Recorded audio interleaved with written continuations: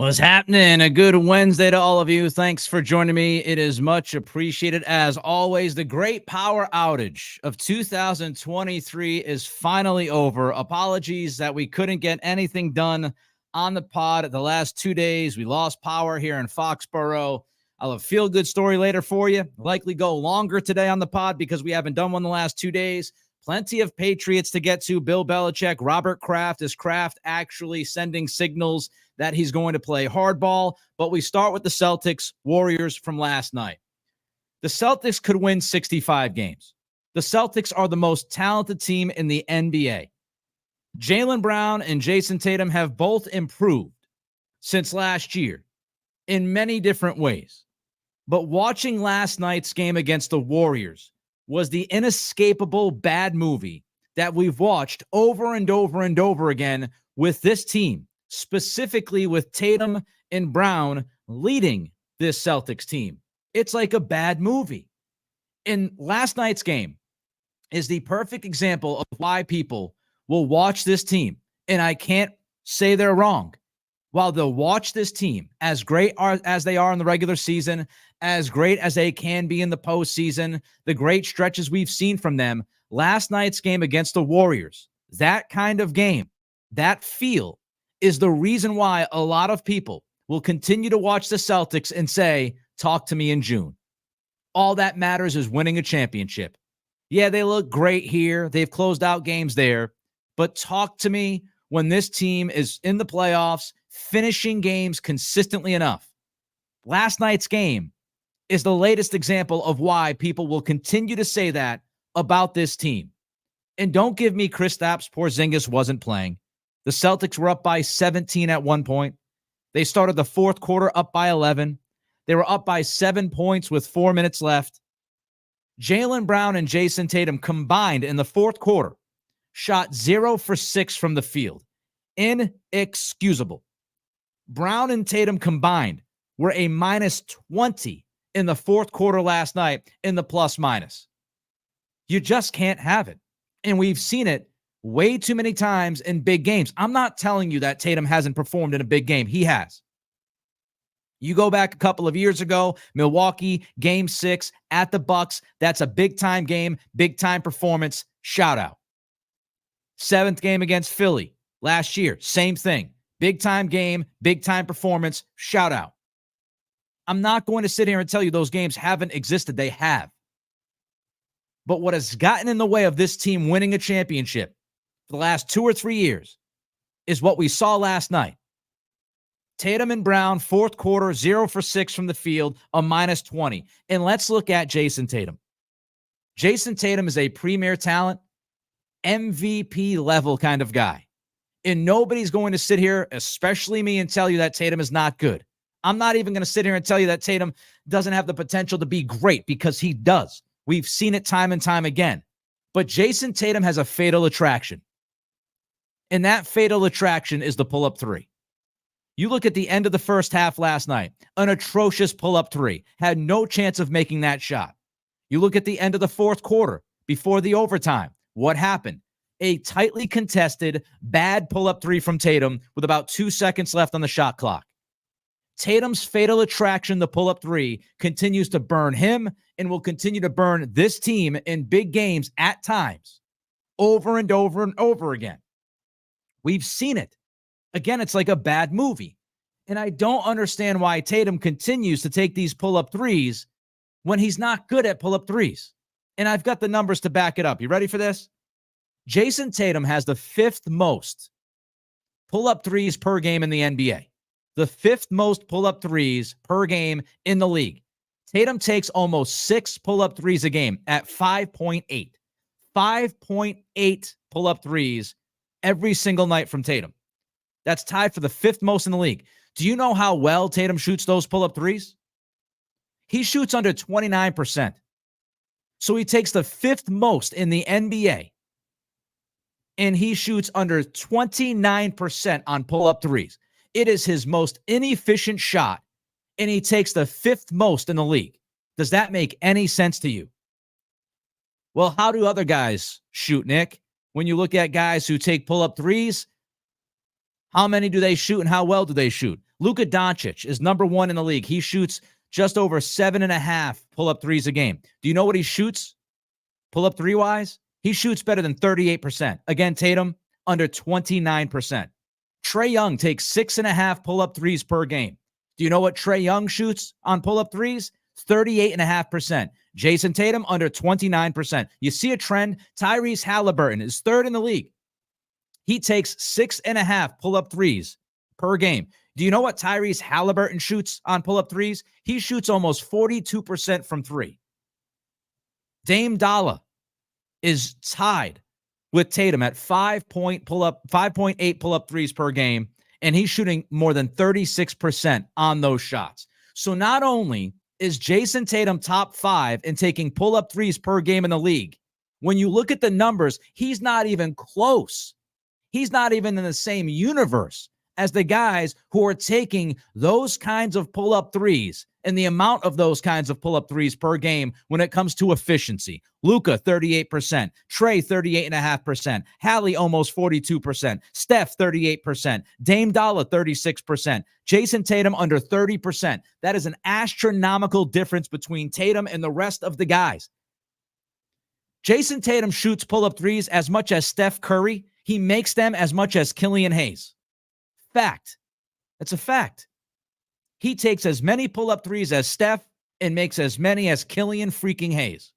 But he continues to do it. Do all great players take these kinds of shots? The answer is no. Not if they're not good at those shots. Nikola Jokic, best player in the NBA. Do you know that Nikola Jokic, he shoots under 28% on pull-up threes? Again, Tatum is at 28.9%. Do you know how many pull-up threes Jokic takes per game? Less than one. Jokic looks at it and says, I'm inefficient with pull-up threes. And there are many players like this in the NBA. They look at it and they say, I'm inefficient from three when it's a pull-up. So what I'm going to do is I'm going to take less of those shots. Tatum takes the fifth most, even though he stinks at it. And this is a trend. You go back to 21-22, Tatum shot 38.8% on pull-up threes. Last season, he hovered at 29%, 29.2. Again, this year, he's under 29% again. This is not a coincidence, folks. He's taking more pull-up threes the last 2 years. He's gotten significantly worse at those shots, but he continues to take them, being stubborn. Last season, he shot clutch threes. Jayson Tatum shot 21.7% on clutch threes. You want to know why? That's why I brought up the end of half. That's why I brought up the end of the fourth quarter last night. Because a lot of those clutch threes last year that Tatum took were pull-ups because he's dribbling. They run offense through him, and he inevitably takes a bad pull-up three, and because of that, he misses. Just like last night, late in the fourth quarter. A chance to win that game. And instead of doing something different that he's much more efficient at, he takes a contested pull-up three. He misses. You go to overtime. You lose the game. Jayson Tatum's fatal attraction with the pull-up three is hurting him. It's hurting this team. He was 5 of 17 last night, 2 of 9 from three, because the vast majority are pull-up threes. He finished with 15 points. And you know what's truly irritating about it? And Tatum's very smart. He's a very smart basketball player, very smart guy. He knows the numbers. Trust me, he knows the numbers. The staff, they know the numbers. You know what is truly infuriating about Tatum taking these pull-up threes and missing them over and over and over again? Is that he is so good at the catch and shoot three. Tatum, catch and shoot. He's the best catch and shoot three-point shooter on the Celtics when it comes to percentage of shots made. Tatum, again, when you look at his pull-up threes, Tatum shoots under 29% on pull-up threes. Catch and shoot threes. Do you know what he shoots? He shoots over 45% on catch and shoot. I mean, I'm not a genius. I'm not a mathematician. I just talk into a microphone for a living. But even when I look at this, and you have a basketball player who shoots under 30% on pull-up threes, but 45% on catch-and-shoot threes, let me ask you a question. What type of three would you like Jayson Tatum to take more? Pull-up threes or catch-and-shoot threes? Tatum takes almost 6 pull-up threes a game. Do you know how many catch-and-shoot threes he takes? Less than half of that. He only takes 2.5 catch-and-shoot threes a game. Do you know what that ranks on the Celtics? 7th. There are 6 Celtics that take more catch-and-shoot threes than Tatum, even though Tatum is the best catch-and-shoot from 3 on the team.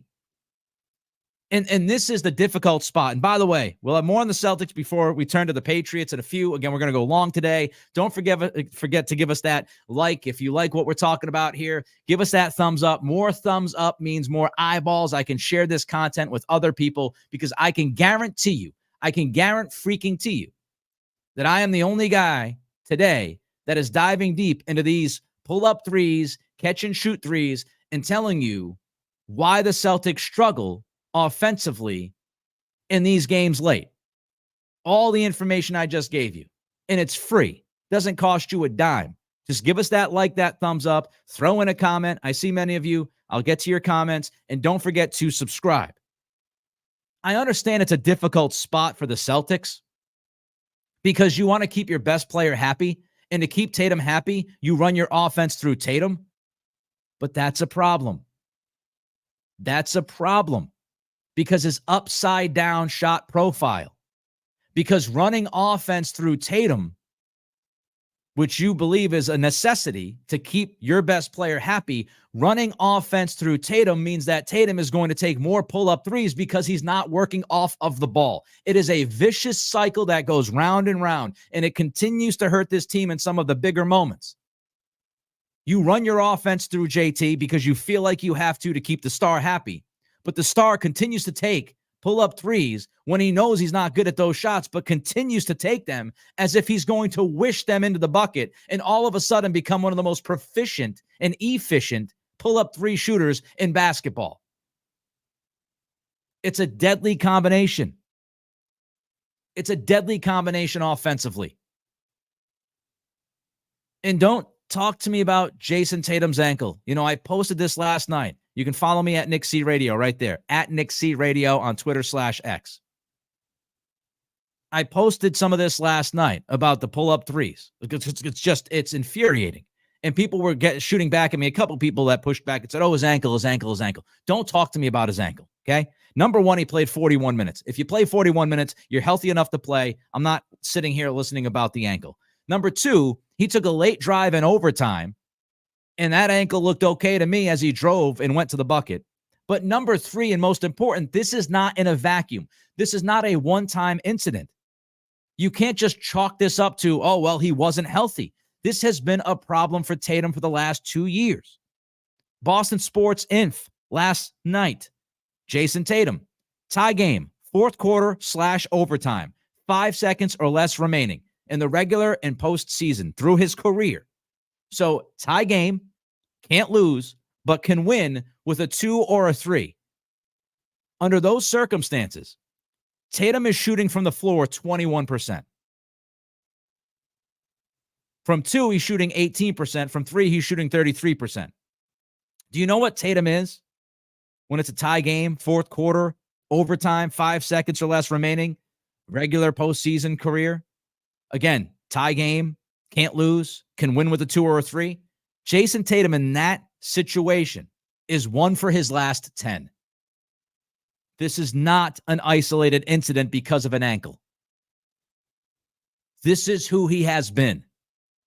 And this is one big part of the big issue with this team being incapable of closing games. They shot 58 threes last night, 29% from 3. Chris Forsberg posted today that the tracking data suggests that 47 of Boston's 58 threes were open or better. The Celtics were 8 of 29, which is 27.6% on wide open threes. They have shot 41.2% on those shots this season. So, yes, there was some bad luck involved last night. They missed some wide open threes. Sam Hauser could not throw it in the ocean, and he was wide ass open all night long. But I want to look at the second quarter, the quality of the three versus the stubbornness. The looks in the second quarter were good. The problem is they weren't making any of them. And at some point, you have to try to get something easy. You have to make it easier on yourself, make it easier on your team. And the way you do that is you touch the freaking paint. You post up, you dribble drive, you attack the bucket. The second quarter, it was three after three after three. And yes, many of those threes were good looks. But when you consistently miss those and you don't change your offense up to try to get something easier to stop the bleeding, it's the stop the bleeding moments. When you don't try to get something easier in those moments, your offense continues to fail and struggle. Every once in a while, you've got to make it easier. And that's why the Warriors went on that big run in the second quarter. Because the Celtics just continuously, over and over and over again, took three after three after three, and not once stopped, took a deep breath, and said, let's try to get something easy so we can actually get some offense going. That's why they went 5 minutes without scoring a freaking bucket. So don't talk to me about quality of threes. The devil's in the details. They got outscored 16-14 in the final 6:07 of the third quarter without Steph Curry on the floor. That was the end. The Celtics were -2 in the third quarter for over 6 minutes without Curry on the floor. That's the difference between walking into the fourth quarter with a 17-20 point lead and walking into the fourth quarter with an 11-point lead. And again, the team couldn't close. Same stuff, same bad movie. No pace. They slowed things down. The offense stagnated. Tatum got passive. They forgot to go downhill. They bailed on transition. They stopped running. All of the things that we've seen before. And that's why, as I started this, before we get to the Patriots, I said, this team is very good. They could win 65 games. They are one of, if not the most talented team in the NBA. But last night's game is why people will continue to doubt them until they actually put a banner up. Because we've seen the movie before. And no matter what they say, and no matter how many games during the regular season, they have seemingly solved the puzzle. We will always have some of these games to point to. And when we get to the postseason, we will always have moments like last night. And until those moments stop, or at least we see more consistency when it comes to closing out games and figuring out the offense, and Tatum stop taking the pull-up threes for the love of God, until we see that, people, and I believe rightfully so, are going to continue to doubt the capability of this team closing out a championship series. Whether you like it or not, that's the way it's going to go. Because it's the same ish we see, and it's the same frustration. And yes, they missed open shots, they missed layups, but because of the way you approach this game, because the way you approached the second quarter, because the way you approached the time without Curry on the floor in the third quarter, because the way you approached your offense in the fourth quarter, those missed layups and missed shots, open shots, became crucial to the game story. If you played the right way, you took care of business, we wouldn't have to be worried about those missed layups and missed shots. Pat Almeida jumps in, says, even if they do solve the puzzle, Steph owns that ass. Yeah, Steph owns a lot of tookuses in the league. A lot of tookuses. Talking about Mazzulla here, Michael Garrison. I hear a lot of Celtics fans busting Mazzulla's chops. Do you think it's a player problem or a coaching issue? Both. Again, it's incumbent on the player to understand the situation. Tatum and Brown are two of the most talented players in the league. They've been in the league for 6 or 7 years. It's time that they understand what the hell is going on. But it's also Mazzulla who just allows Tatum to continue to take these pull-up threes.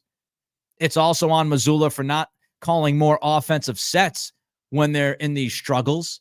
He just continues to let things fly and just let it be. So I think it's actually both.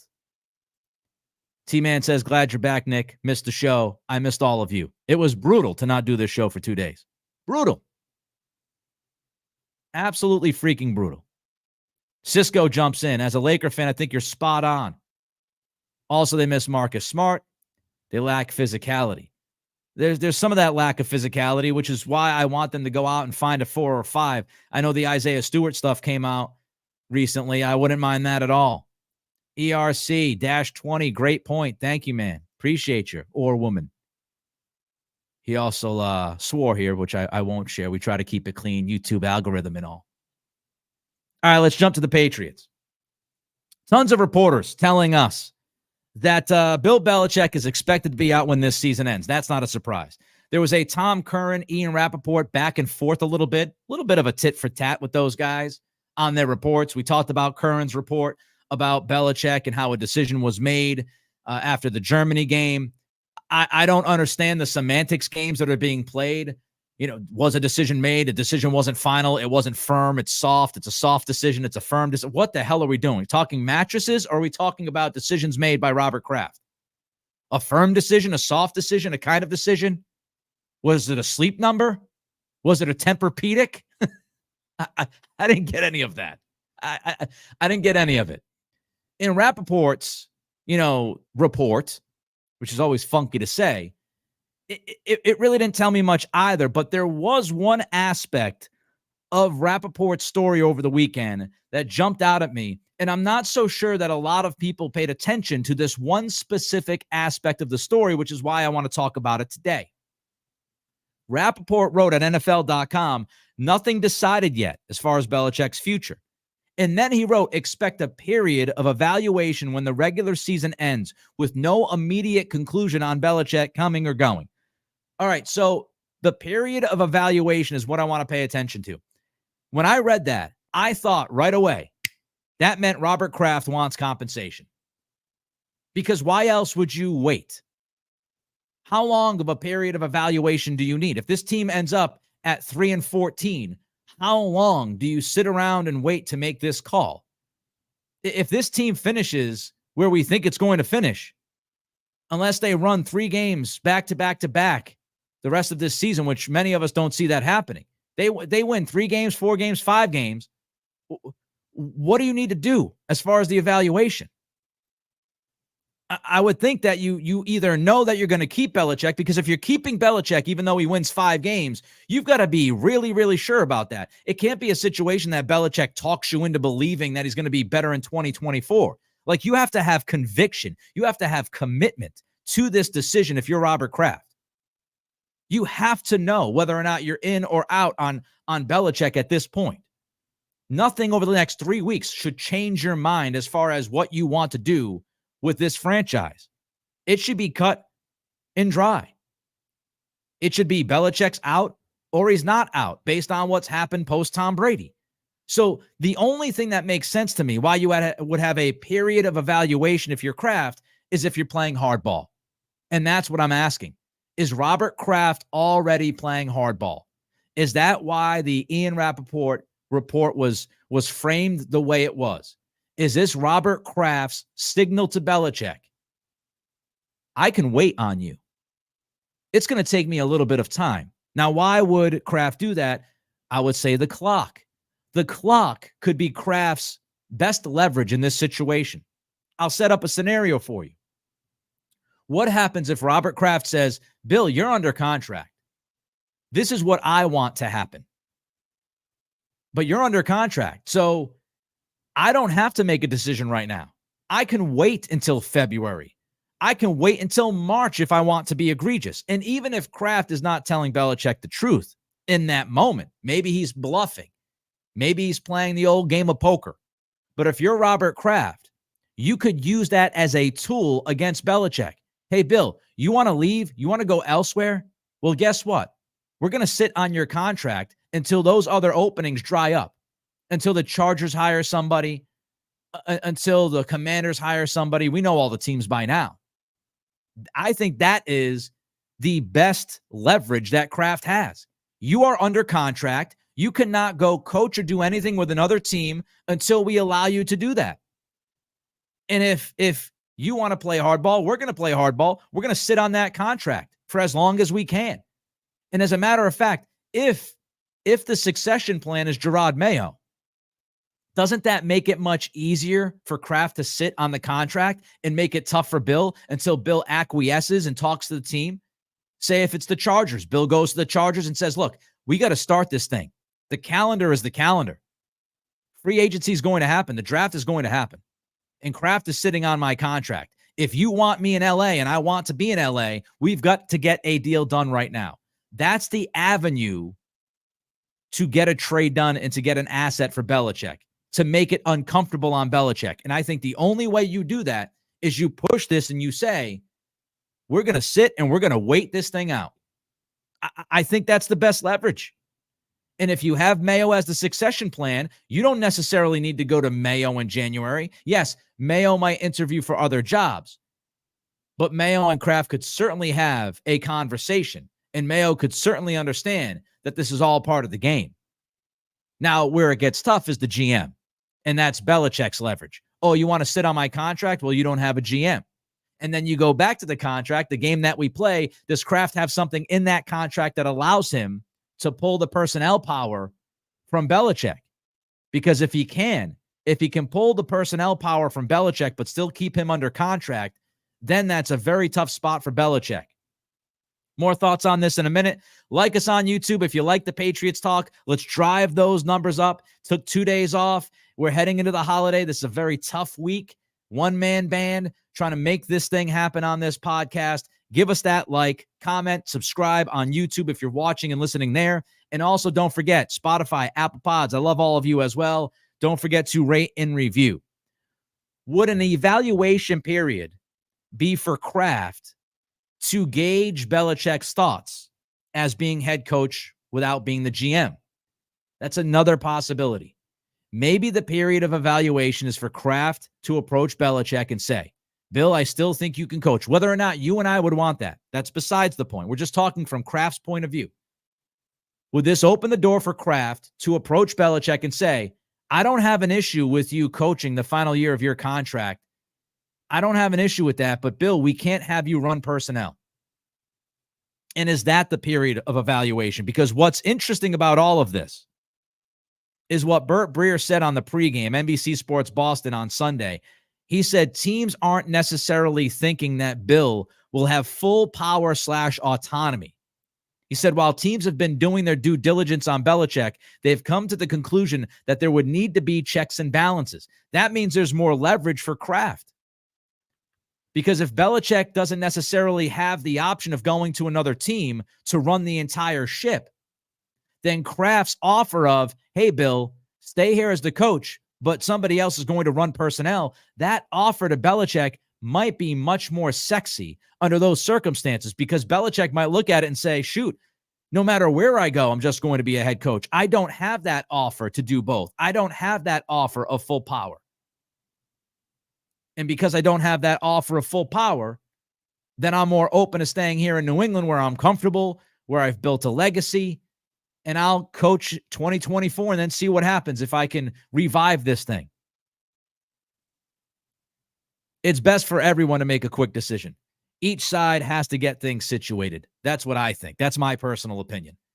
If you're going to say goodbye to Belichick, rip the Band-Aid off. Hopefully you can get a trade done and bring an asset back, but you need at least your GM. And again, if we want to build this perfectly, if you're Robert Kraft, if you want to build it perfectly, you want everything aligned. Head coach, GM, front office, get that all ready for a very crucial offseason. So I don't think you have the time to play the game of poker. I wonder if Kraft is trying to do that. By the way, thanks to Pete Pretorius for the $5 Super Thanks donation. If you like what we do here, you can always donate to us via Super Thanks on YouTube. I appreciate it. Again, I don't make a dime off this stuff outside of the ads that roll every once in a while on YouTube and Spotify. That's why those exist, because I don't want to ask you for money out of your own pocket.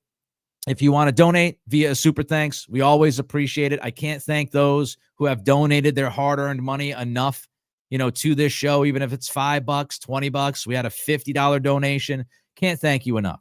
I don't want to panhandle here.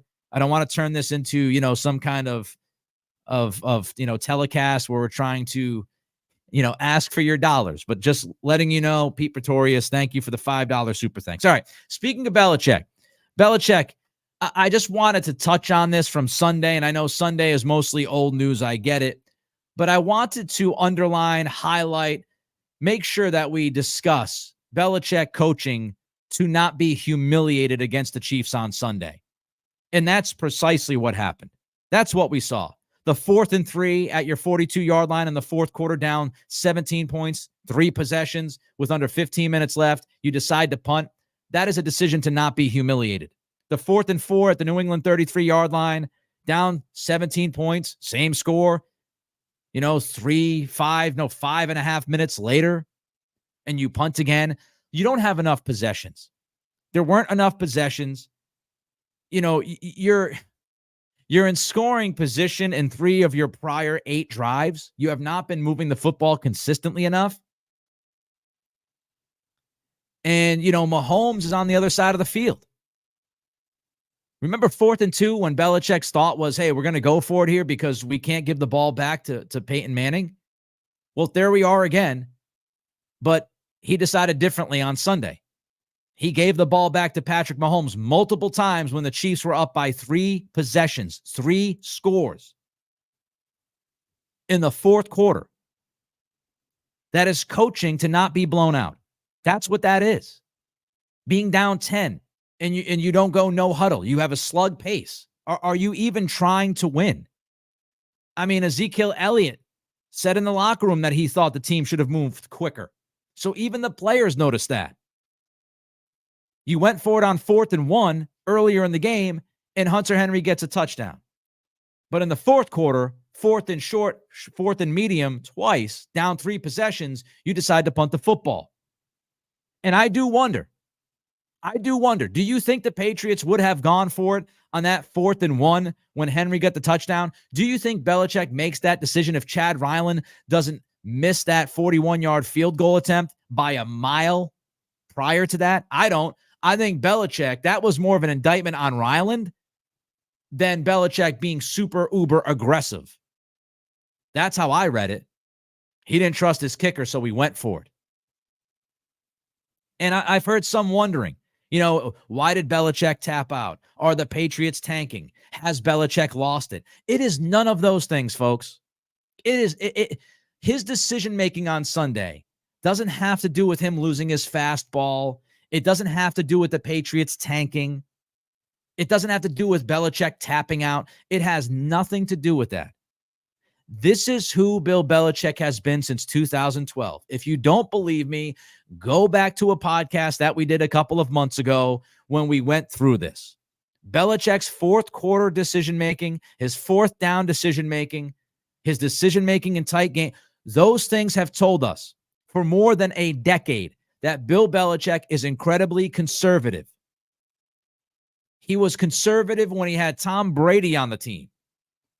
You think he's going to be even more conservative when he's got Bailey Zappi and a broken Mac Jones? So it's not because he's tapping out. It's not because this team has 3 wins. It's not because he forgot how to coach football. It's because this is who Belichick has been since 2012. That's what it is. It's simple. Why do we have to try to, read so much into it? These decisions become even more of a thing to all of us because the team has 3 wins. But Belichick has coached this way, no matter if they're getting to the playoffs, no matter if they're winning freaking Super Bowls or winning 3 games. For 11 years, this guy has coached scared. Again, go listen to the podcast that we did a couple of months ago. I line it all out for you. It's a defensive conservative approach, and it falls in line with its team's offense being trash. And just the way they approach the entire operation. Bill Belichick loves winning games 20-13, no matter if he wants to say it or not. That's what his approach tells us. The personnel side of the offense, the handling of the quarterbacks, the 4th down decisions, the fourth quarter decisions, all of those things tell us that Belichick loves winning his way. And this year, he has not been able to do that. It's come home to roost. And we can talk about, I know Belichick, which I thought was brutal, came out and said, oh, well, he implied that they went conservative late in the game because there were injuries. Give me a break.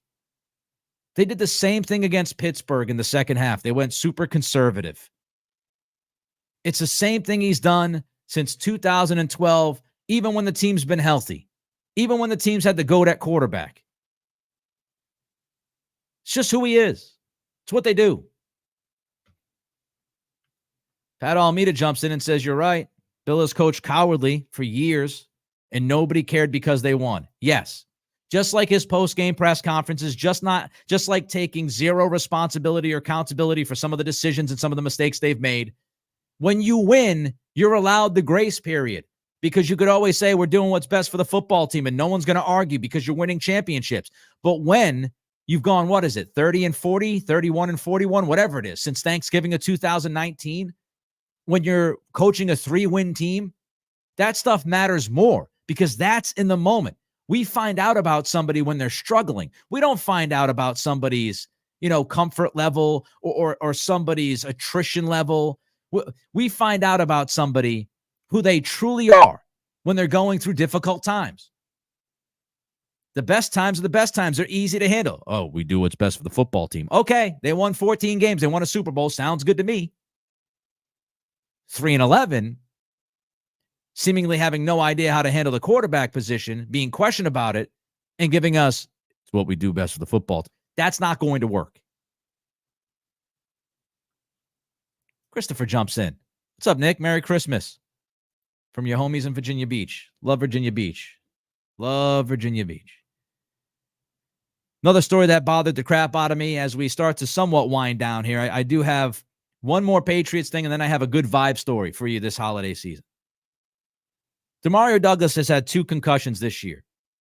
He was medically cleared to play on Sunday against the Chiefs. He played. He told Mass Live that it was his decision to play, and I hate that. First, I respect Pop for wanting to play. It is the 6th round mentality, right? He doesn't want to be Wally pipped. So it's just that chip on his shoulder. And again, I appreciate that. And I want a guy to play. I want Pop Douglas to want to play on Sunday. But playing on Sunday should not have been Pop Douglas's decision. When we're talking about multiple concussions, when we're talking about significant injuries, the team and the head coach should make the decision. You want to know why? Because the vast majority of professional athletes will want to play. You have to take that decision from them. It's the reason why when somebody got their quote-unquote bell rung back in the late 90s, they'd be able to just run back out there and the coach wouldn't think about it because players play. That's what they do. It's what they want to do. You cannot allow Pop Douglas to make that decision because you know he's going to want to play, even if he's medically cleared. Even if he's medically cleared, he should not be the one making that decision.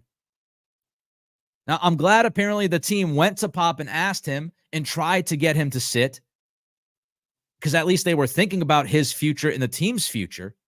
But even if you're questioning it, it means you should sit him, right? So I and it's not a Patriots thing. It's an all sports thing. When a player is injured, when a player is dealing with stuff like Pop was dealing with, 2 concussions in the same season, I've always said at a certain point, it's up to the team to sit that player down, even if they're medically cleared, and to show a little bit of caution. The Miami Dolphins kept throwing Tua out there after getting cleared with concussions because he wanted to play, and they're fortunate it didn't backfire on them and end the guy's career. So I hate the fact that Pop Douglas was allowed to make that decision because it should not be his decision to make. It just shouldn't be. Couple of things that I see. James jumps in and says, sorry late to the party. Hope all is well and safe with you. I'll get to the my night last night with a quick good vibe story for all of you before we say goodbye. James Kenny jumped in. He's had a lot to say. Look at this thing. Same old story about the Celtics. Look like playground basketball. Last 2 years, too many 3-point attempts. Percentages, success are terrible. Yeah, I mean, James, I don't know if you were here at the beginning of this puppy, but we went through it for a good 15, 20 minutes. And the fatal attraction that Jayson Tatum has with pull-up threes. All right, quick fun story to close this out for you. So we lost power for 2 days. I woke up on Monday about 8:45, power goes out, right? So this continued to be the case. Yesterday, I went to my in-laws to shower and shave. That's always fun, very awkward, but we did it because the body needs to be washed. So I went to the in-laws, took the party, all that stuff.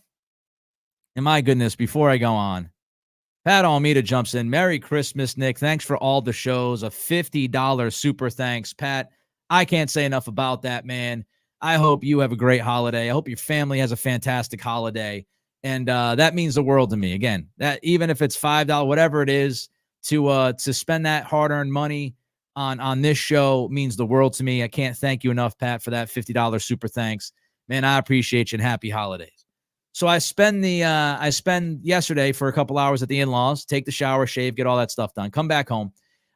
Initially, National Grid says that we're going to be out of power until 12:45. We have to come to the decision of, all right, do we stay home or do we go to a hotel because we have no heat? So then we get the update from National Grid saying that we would not have power until today at noon. So at that point, we decide to go to the hotel. So we decide to pay about $250 for a hotel. Dog fees.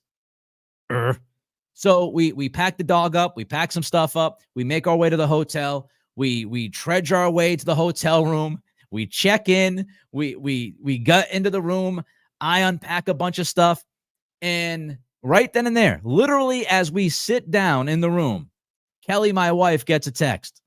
And Kelly says, "You're not going to believe this." And I knew what it was. Oh, did I know what it was? With all the loins. And Kelly looks at me and she says, "Just got a text that said we got power back." So here we are. Good news, we got power back. Bad news, we just paid $250 for a hotel room that we literally were in for like 10 minutes. So Kelly goes downstairs and they tell us that as long as we don't touch the bed and as long as we don't touch the bathroom, they will void the night. They will refund us the money and we can leave. Shout out, by the way, to the residents in Foxborough who did this for us. So I had already, being a germaphobe, Lysoled the room and washed my hands. But Kelly ends up coming back. And because I'm honest to a fault, before we leave the hotel room, I said to the front desk coordinator, operator, whatever her title is, lovely lady, said, "I know that you're going to allow us to leave and that you're going to void the stay and give us the money back. But I just want to let you know, I know we weren't supposed to go into the bathroom, but I did Lysol wipe the room and I did use the soap to wash my hands," which was the most ridiculous part of the night. Me feeling guilty, telling the front desk coordinator that I Lysol wiped the room and washed my hands just out of guilt. But the stay was voided. We got the refund back. We have power back. The pod's back. I appreciate every single one of you.